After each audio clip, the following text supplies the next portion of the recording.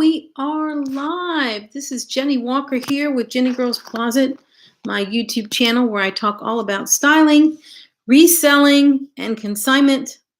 And today I'm going to go over just a quick haul I found at the Goodwill store, and I thought you'd like to see it.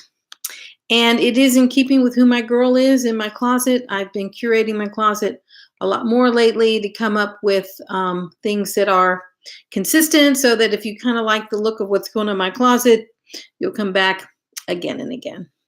So, okay, where is it? Okay, the things that are black and white, that's what I picked up. So everything is, black is my favorite color. And I sell a lot of black clothing, even though it's not the easiest to photograph. And I like to get things that kind of look like they go together.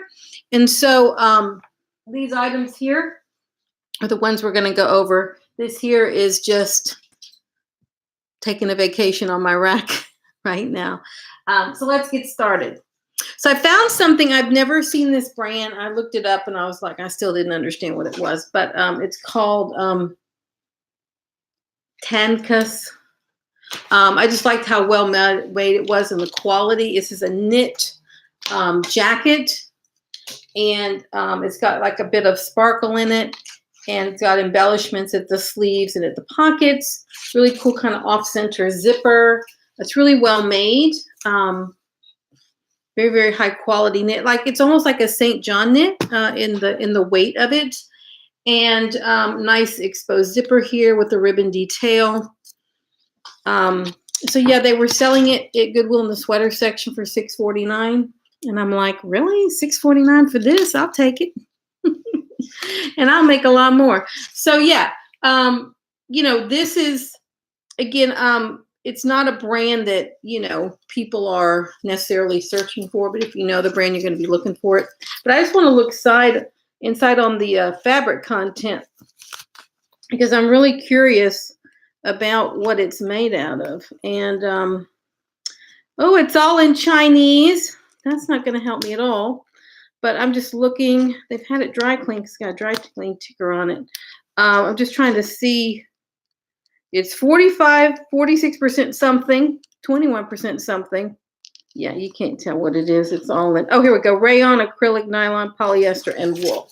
So yeah, it feels like a St. John knit, but it's not. So hey, Nike boxes, thanks for popping in. So Tankus, yep. So you know that'll get priced over $100, just based on style and quality. This would look really, really good with some black skinny pants, like wool gabardine pants, or it's just some jeans and some boots. But now it's getting hot, so maybe you're gonna wear some wedges. So we'll see what happens. So the next item, now if you don't know this brand, you should be looking for it. This is by Jean-Paul Gaultier. And he did a number of lines, and he no longer does ready to wear. If you do not know him, you need to look him up.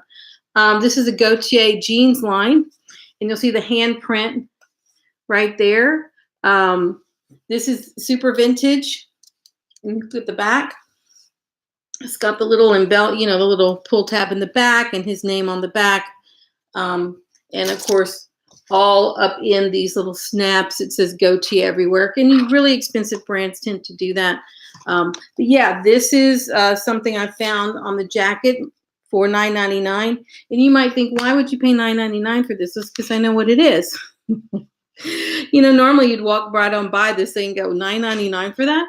But this is Gaultier. And again, they're not making the pieces anymore. He has moved to only couture, and he's based in London. He lives there, and he's been like knighted by the Queen and things like that. But if you don't know Jean-Paul Gaultier, you should look him up. He made famous the cone bra that Madonna wore back in the day. Anything by him you should be picking up. And he has there are different labels and different tags. And so if you go online and Google like Gaultier labels, you'll be able to see some of them. They look very different, but this is a vintage jeans line. So that's why I picked that up. And I will probably price it around like $150. It should sell for over $100. So we'll see what collectors are looking for him. Hold on, let's see what else we have. This is one of these brands that was really, really hot about 6, 7 years ago. Catherine Malandrino. I went to some of their sample sales in New York when I lived there, but yeah, she was really, really popular for a while. I honestly don't know what happened to the brand, but people who know the brand will know exactly the quality and what it is. It's a nice little black and white open weave sweater, which is perfect for this summer. And it's, see-through. So, perhaps it's over a long tank, or maybe it's over a swimsuit. Wow, something just crashed on my table. Anyway, it's in the knitwear section, so it was $6.49 for a sweater. And that'll be priced over $100. Really, really good brand and 100% cotton. It is not considered designer, but there's a lot of these mid-range brands like Alice and Olivia. This one, they're sort of like trapped in the middle, and they're still highly sought after and really good to pick up, and a nice alternative to another piece of the Gap, which none of us need to be picking up anymore. I certainly don't. Okay. So this piece, I don't know if it's going to fit me, but it might. And if so, I'm going to keep it. But this is called 1-1 Paris. It's a nice oversized drapey blouse. It's asymmetrical. And this was in the blouse section for $5.99 at the Goodwill. It says Paris. Now, it may not be made in Paris just because it says Paris on there. It might, who knows where it's made. These French and Italian brands aren't always made in Paris or France, and that's when you know what's going on. This says fabric in France, and that's all it says. Fabric in France. You can see it. So it's viscose and nylon. So probably was made in France then. Called 1-1. This is the one.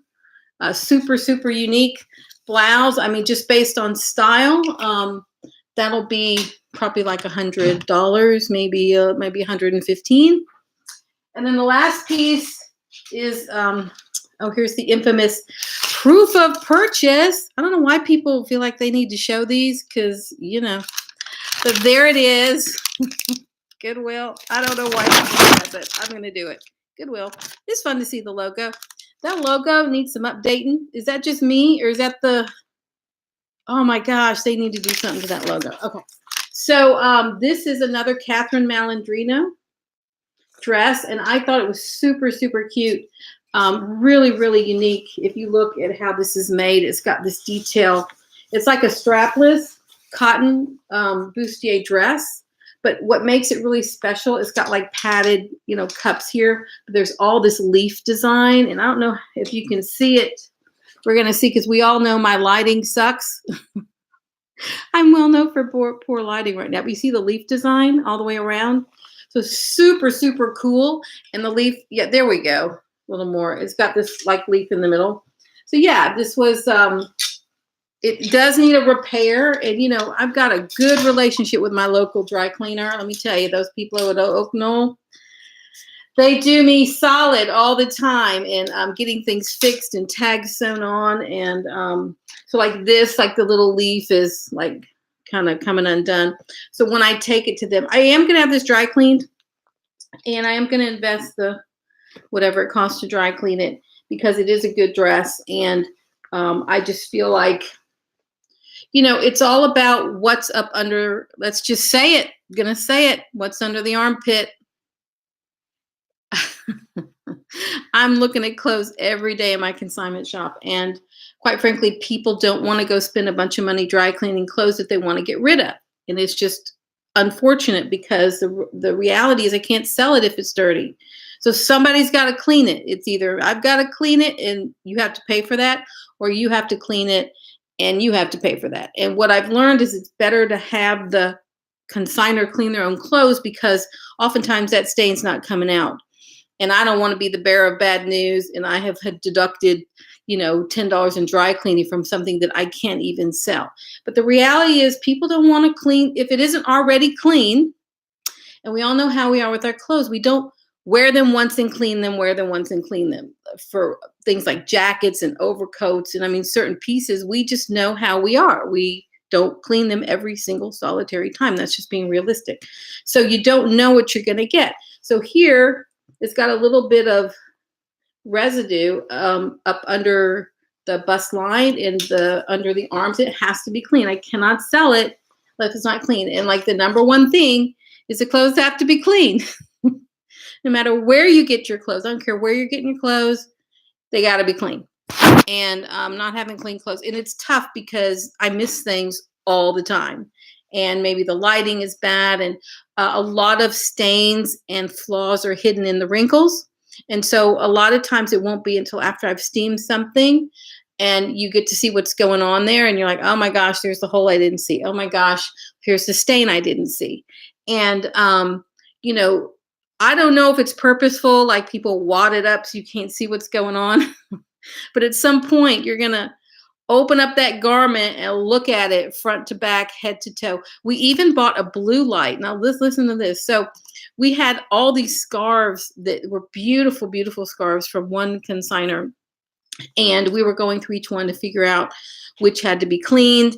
Were there any of them that were new? And we bought this blue light. It's the kind of blue light that you look for pet stains on your carpet. So, and you just hold it up. And so I feel like I'm a detective, and it'll show you the hidden stains that you cannot see easily with your own eyes. And so when you see that, you know you've got to get it cleaned. And for a lot of scarves, it's worth it. If it's Chanel or Louis Vuitton or Hermes or Gucci, it's totally worth spending, you know, $7 or whatever it's going to be at your dry cleaner to clean it, because you're going to sell it, you know, for over $200. And some of them are so for $350 or more. So you definitely have to have the things that are cleaned. And so, so you just got to deal with it. And sometimes things don't come clean. And I've invested money in cleaning them, or not just cleaning, but dry cleaning them. It could be very expensive. I've had the dry cleaner. They're my friends. I'll go in. I'm like, you sure you can't get the spot out? Can we try one more time? Because sometimes the most beautiful clothes in the world have been ruined. They didn't stand the test of time. And whether it's a silverfish that got in there and ate the wool, and if you don't know what that is, you should look it up. It's basically the moth. I think it's the moth before it becomes a moth, is what that is. They creepy looking things. They've got nice long little spindly legs, so they can, I guess, grab onto stuff. I don't know. So anyway, so that's my little mini haul. That's all I've got for you today. Happy with the pieces. They're nice. Every one of them just has a little twist of something different about it. And I've learned for me, as I do more and more reselling, that's what I want. Now, on another subject, I have been getting more into my vintage Moschino, which you cannot get at this is not where I source it. I source it in all kinds of special places. We won't talk about where, but I do want to show you one. I may do a separate video on Moschino. I probably will, but since I have people watching, I'll show you now. So this one jacket back here is super special. And the question is, why is it special and why is it worth so much? So that's always what I like to get into. This is Moschino Sheep and Chic. And what I learned about the designer, and I can't take credit for it, I watched all of these videos from the exhibit at the Mint Museum, I think in North Carolina a couple years ago, and learned so much more about the designer than I ever knew before. But Franco Moschino was about tongue-in-cheek and humor. So this is meant to be a humorous take on Chanel, the Chanel box style jacket, which you will find throughout his collection throughout the years. And he had a big respect for that designer. So this is absolutely hilarious. So you've taken the classic boxy jacket and made it loud and proud and crazy. Well, Princess Diana was photographed in this right here. So if you Google Princess Diana and Moschino, she'll come up in two outfits, and this is one of them. It's this jacket with a skirt made out of the same print, but in black and white. So she wears this with the black and white skirt, and then she wears it again where she's replaced this ribbon with a solid black ribbon, because those royals like to recycle their clothes, right? So she replaced the ribbon. So this is why this one is super valuable and super sought after, because Princess Diana wore it. She wore it in 1990. So that is why. Hey, wait a minute. I got a Nike boxes with a frowny face. What's going on? And a smiley face. I don't know what's going on there. Anyway, so yeah, so that's why. And so this is, the price on this is very, very high. It's a 4-figure price. It is currently on Poshmark, but I've also just put in my application to sell on First Dibs. And that is where all of this vintage Moschino is going to be headed. It's all going to go to the First Dibs platform because there is what I call a lot of criticism from people who aren't looking to pay a premium for clothes when you list it on other platforms, particularly Poshmark, where people can comment and they comment. Boy, they don't comment and subscribe, but they comment. And it's brutal to listen to people be disrespectful because you are looking to get a premium for a piece. So, to me, that means that's not the best platform for what I have. It's still, I sell it, but I sell the pieces that are what I call not super special, the ones that are very common or average or easy to find, or they have a flaw. And, if something has a flaw in it, as I said in a previous video, I'm looking to get rid of everything with flaws so that my Moschino collection is as pristine as possible. And when it's in pristine, I can't talk. It's that typo that Nike boxes did. It's got me all distracted. Okay. But when things are in pristine condition, then you can really garner a premium for them. And what I have also found with Moschino is there are so many newer tags pieces out there. And in the beginning, I wasn't looking for the absolute best version of something, but I am now. And that's where I am. So anyway, this jacket, Princess Diana, made it famous. So there you go. And that's all I got for you today. But wait, I'll do one more thing because it's Memorial Day. And my father was in the military. He was a colonel in the U.S. Army. And this is a Moschino military style jacket. Super, super cool. It's the Sheep and Chic line. It's cropped. And this is a very, very good piece. It's from the 80s and these really amazing bubble ball things. I had another one I sold for I sold it for a premium, as I like to say. And this one is missing. There should be 2 gold balls right here on the bottom. And it's missing, and it'll still sell. But I know from having worked with this that when you have one that's complete, that they have the buttons on the bottom as well. But this is so cute on, and for something from the 80s, it looks like you could buy it today. It's in excellent shape, made in Italy, and to me, that's like Moschino at its best, right? And that's it. What's the orange one? Okay, this is Kritzia. This I bought at a New York sample sale. It's Mongolian lamb fur. I had one in chartreuse. If you go to my YouTube channel, you'll see one in a funky green color. It was much longer. It was like past the hips. Bought from a New York sample sale. I sold it on eBay for like, I don't remember, $1,500, $1,200, $1,400. I really don't remember. They were bought at New York sample sales for clearly not that much. So yeah, it does have a flaw in it. And someone tried it on and they didn't tell me. They ripped the hell out of it. So I had to find out later. Look at this right there.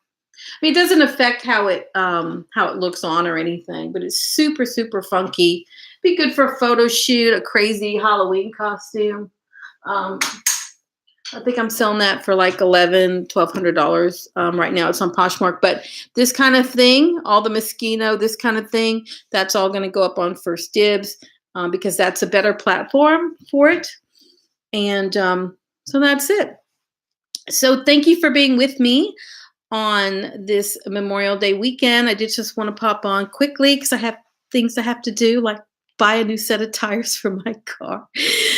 Yeah. 1 minute it's Moschino. The next minute it's Michelin Michelin tires. So that's it. Well, Nike boxes, thanks for being in the chat. I really appreciate it. And I hope you're doing well sourcing because from what little I can tell about you in the chat, you're on it. You're on it. I wanted to go to the outlet mall today, and my business partner just said he didn't want to go because it was so crowded. So we're probably going to go next Monday when there's not so many people. So that'll be fun. Now, I am going out there, obviously, to buy for myself and potentially source if I see anything. I have not tried to source from the outlet mall in a long time, but it's a fantastic place for people looking to source. And then, things are going to be new. So you don't have to worry about those silverfish I talked about earlier. And that's it. Y'all have a nice holiday weekend. Now, I will say I did hire a firm that is now handling my social media on Instagram, Facebook, and Twitter. And they'll eventually get to YouTube. And so if you haven't had a chance to follow me on Instagram, it's Jenny Girls Closet, CLOS, Jenny Girls Closet, on Instagram. And we are posting every single day.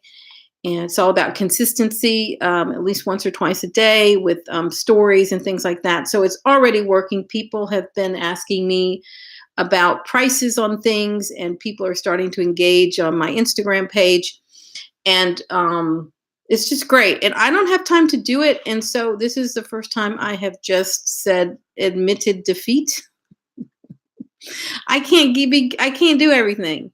I really can't. And so I know just enough to be dangerous, as they say, AKA the basics on all social media. And so I'm thrilled to have someone else looking out for me, getting me going, getting me to respond to deadlines, giving them content and working with them. So we will see how that goes. So at about 600 and some odd subscribers, we want to get that up to over 1,000 here in the next month or so.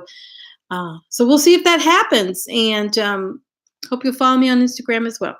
Take care, Nike Boxes. Have a great weekend. Anyone else who's listening, if you like what you heard today, please give it a thumbs up. Feel free to comment. I don't get that many comments yet.